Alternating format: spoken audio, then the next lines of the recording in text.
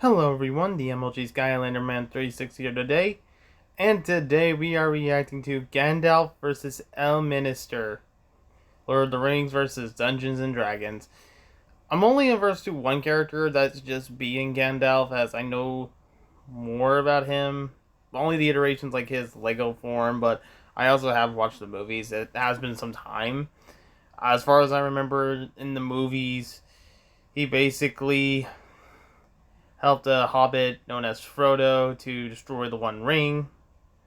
Um, he had a famous quote, being "You shall not pass." It has been some time. Now I do know the fact that he is a source. He is a wizard at best. He also does carry a sword with him at all times. Combat and and the only thing is with Elminster that I generally going to say this. I have not played D&D. The only close thing I'll have to ever playing D&D right now is Baldur's Gate 3. They say he's in there. I just have not gotten to him. I will try to get to him the best I can. I do not know this character as well as I have not played an actual D&D game. And I know a lot of people might say Baldur's Gate is D&D. Yes, it's D&D in a video game form. I just have never played the actual board games with the actual character himself.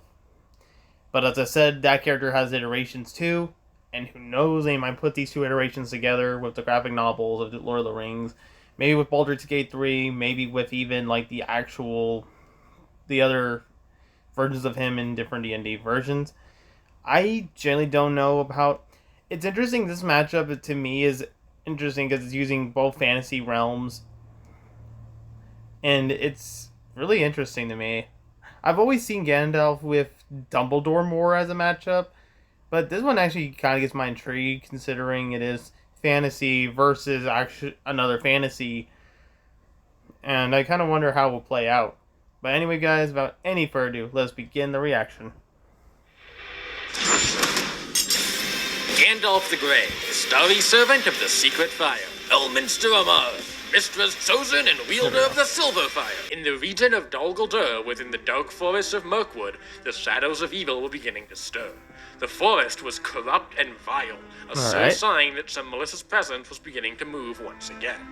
However, the Valar knew Sauron was still at large and came up with a plan to take him down. In order to deal with Sauron, they sent over a bunch of old guys. Great, Middle-earth definitely stands a chance now. These were far from your ordinary elders, and they weren't men to begin with. Like Sauron, these were mighty. Gandalf showed the world some of his greater power at long last. And let's be clear, while he looks like an old guy, Gandalf is insanely powerful. He's basically an angel after all, and can change his physical form to present however he chooses. Right. As an essentially angelic force called a Maya, Gandalf's power far exceeds the might of anything within Middle-earth, save for other Maya, of course. He can create powerful force fields around himself and others for protection, conjure beams of light and fire, undo possessions, and even break the weapons of his targets if he so desires. And you haven't lived until you've seen his arguable that Gandalf would even be comparable to other Maya, such as Osei or Arien. Osei was once responsible for raising the island of Numenor, and Arien is the one who moves the sun daily. But in the end, Gandalf's power was never what truly defined him. He really did want to lead the peoples of Middle-earth to freedom, and never once wavered. Gandalf successfully set the course for beings like Frodo, or the rightful king of Gondor, Aragorn, to triumph over Sauron at last. And Gandalf was there, right on the doorsteps of Mordor, when Sauron met his final fate, putting an end to the Third Age and ushering in the Fourth. He crowned Aragorn, settling down as a burglar in the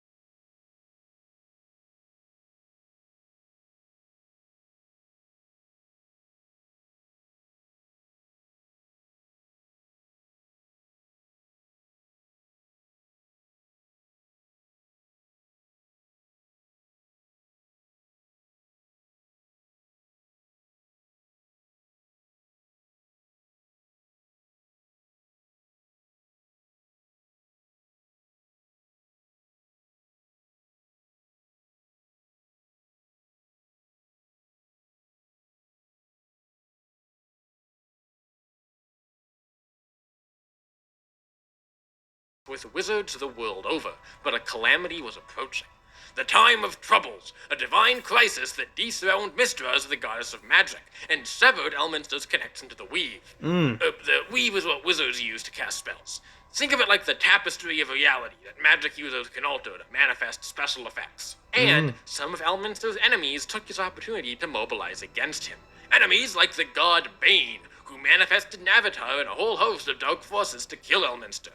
The war efforts were hard fought, but unfortunately to thwart all manner of foes, the Red Wizards of Thay, the thieving Zentarim, and countless would-be dark mages. He's brought up many apprentices, all of whom have become masterful mages in their own right. Despite his crotchety demeanor, Elminster has a heart of gold.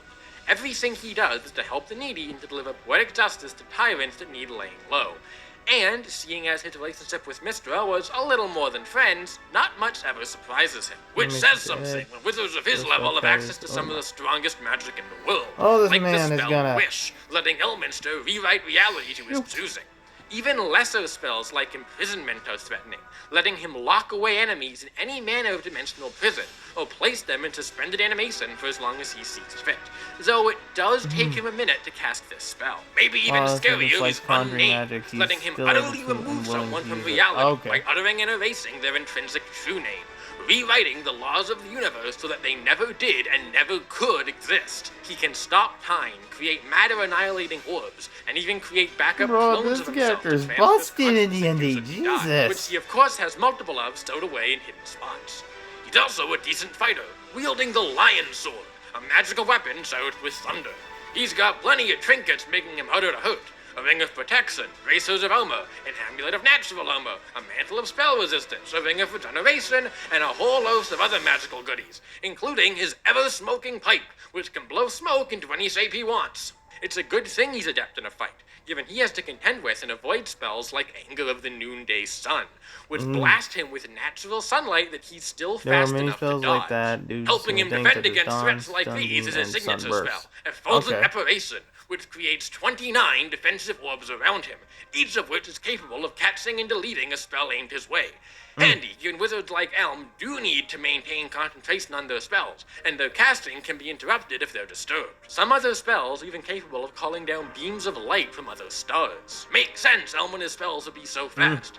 Kezef the Chaos Hound, a powerful monster way below Elminster in power, can run so fast across the universe it's like instant teleportation. Okay. Though nowadays, Elm rarely troubles himself with adventuring on his own. Yeah, he'd much rather enlist up-and-coming adventurers to do the dirty work for him. But if he does get involved, you can bet your ass he's not stopping until the problem is solved. Last time someone thought they killed him, it just made him look more badass for a while. The only thing cooler than a wizard is an undead wizard. Elminster has fought all manner of threats, from the arcane to the divine to the infernal and beyond. He's always seen it through to the end. He's gone on more quests than we could ever hope to list, and knows more spells than even that. But at the end of the day, the crux of Elminster is that he truly embodies what it means to be a wizard. Saving the world, guiding new heroes, and kicking back at the end of the day with his trusty pipe. There will always be a light in the darkness. There will always be hope at the end of the tunnel. No matter what cataclysm comes your way, know that the greatest wizard the world has ever seen is watching over you. And everyone else. No evil dares to challenge the very symbol of magic itself. And that symbol's name is Elminster Amar. And yet, an ocean born in lonely hours. Come, ebb, come, flow, come, all that is beyond the breadth of our dominion. Be a moon unto yourself. Even the waves of fate can break upon the shores of will. Alright, the combatants are set. We've run the data through all possibilities. It's time to roll initiative! Oh, the rings that make camp, the last Ember's phone, campfire drifts, he's a nice guy.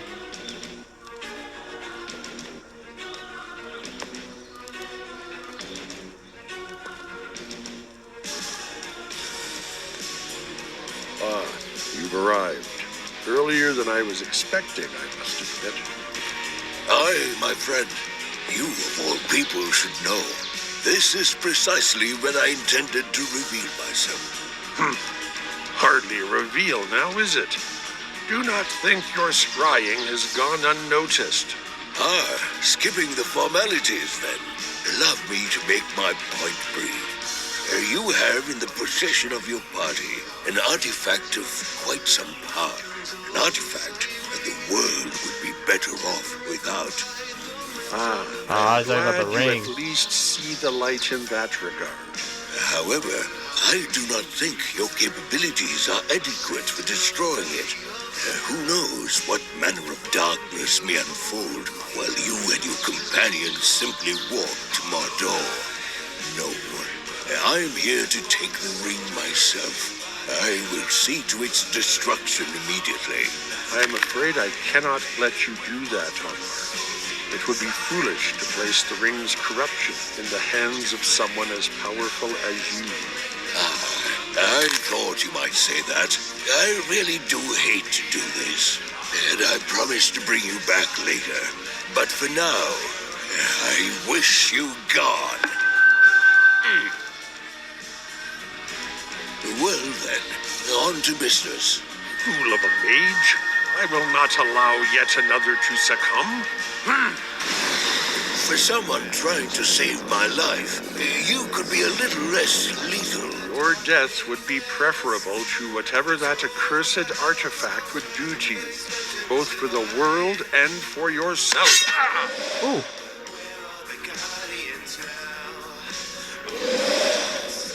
I command thee, halt!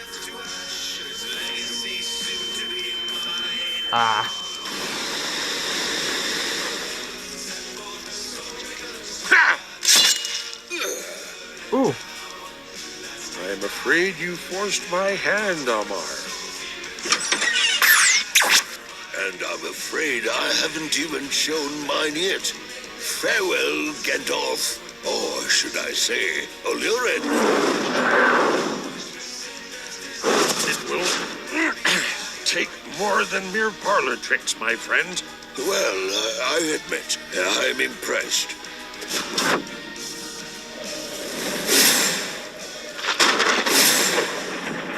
Dang.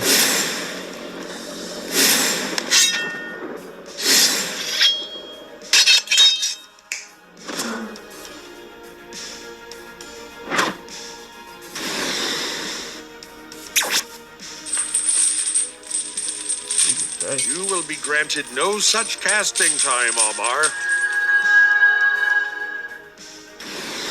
Shoot.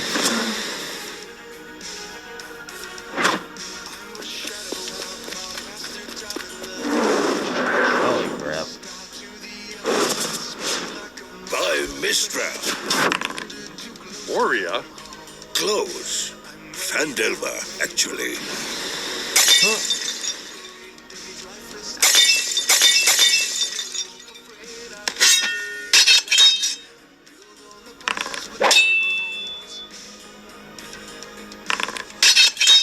Just need to buy some time. Out of clones. I can feel it. Tenser, old friend. Don't fail me now.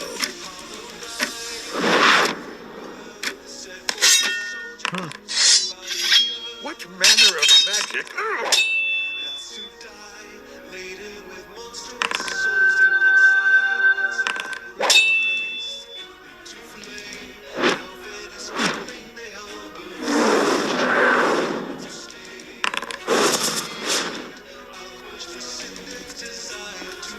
I will not falter! No! Oh boy.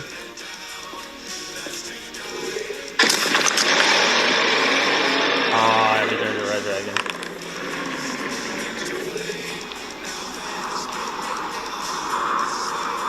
You shall not fly, you fool! Oh.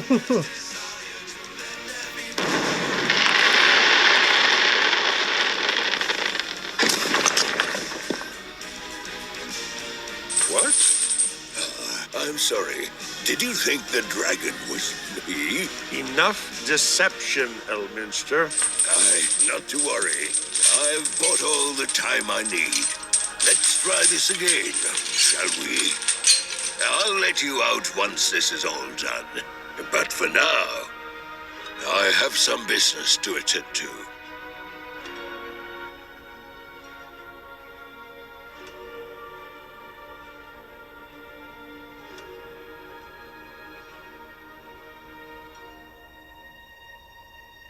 There. Now, was that so hard? Now, fireworks, was it? KO! I don't think he's gonna be able to make it to next session, Wiz. I really thought about Gandalf could compare to other Mayo that Dang. can move the sun, That was and crazy. Elminster's in the I same can't really evil say any powers, words. beings Like, like I'm not trying to- Solas and the Sea I'm of not Legend, mad, I'm just who could pull shocked. stars apart and snatch them out of the sky, respectively. So, with both able to contend with entities working on a celestial scale, neither had a clear edge and strength. Though, of course, that's before Gandalf survives. There's mind control option. And his ability as a Mayo to reshape his body would let him counter any shapeshifting Elm tried to pull on him. Even trump codes like Wish and Unnamed would likely be ineffective, seeing as the beings reviving Gandalf are the ones writing the laws of reality that those spells try to alter. Anger of the noonday sun, requiring speeds approaching that of light. That's not even mentioning those interstellar beams, or Kezef being able to run across the universe at the speed of teleportation. No matter how you look at it, Elminster is way too fast for Gandalf to reliably pin down. And even if Gandalf did get a hit in, those pesky 29 orbs from Effulgent Operation would mean Gandalf would need not just 1, but 30 hits to put Elminster down, even once he became powerful enough to one-shot. And, of course, even after that, Elminster has backup clone bodies that could instantly teleport back into the fray once his consciousness was transferred. Elminster's survivability was frankly absurd, and he'd be able to more than outmaneuver Even limiting Gandalf long Elminster enough to to just a formulate a single plan of edition attack. D&D, any A version would plan have like the tool prison. needed to... For Okay. as many resistances as Gandalf had, he really didn't have any way to defend against suspended animation. Revive, soul protection, now Prison is none of it also really one of covered the him in ones, this case. and it's very Given how good Gandalf go-to would spells also making still events more likely, technically which be haunt. alive, albeit dead for all intents and purposes, it's also unlikely any higher powers would intervene. And while imprisonment may take a hot minute to cast, Elminster had plenty of ways to stall while he set it up. Illusion, summon, visibility, you get the idea. It's like Using plain Tenser's trick to transformation trap levels the Gandalf playing on another- field. There's the bottomless book of tricks, blinding combat speeds, and mystical defenses were enough to make so that the Astari wouldn't be coming back. Sorry, Gandalf, but when it came to this skill check, you did not pass. The winner is Elminster Amar.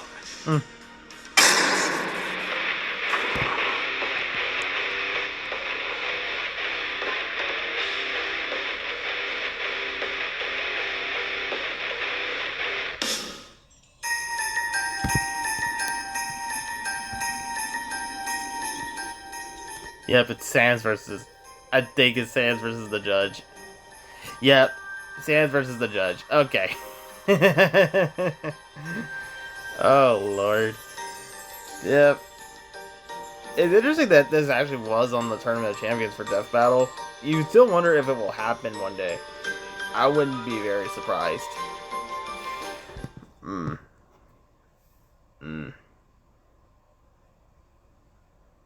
I don't know. But yeah, that was Gandalf versus Elminster. I'm very shocked by the feats that character has. Like, Jesus Christ, I didn't know that's what he could do. Lord have mercy. If I got that far of Baldur's Gate to see what that guy could do, I would be physically scared to even fight him. I'm not kidding, I would be scared to fight him. Anyway, guys, if you enjoyed that reaction, please like, comment, and subscribe. And please go subscribe to Fan Battles. These are really amazing. They actually do give you gives you a little detail of certain characters that I didn't even know it could be possible for a matchup, especially like this one. This one was actually interesting. I've always seen Gandalf versus Dumbledore. I've never seen this version idea that it would be with a D&D character instead. That is amazing. Anyway, guys, I will see y'all in the next one. Later.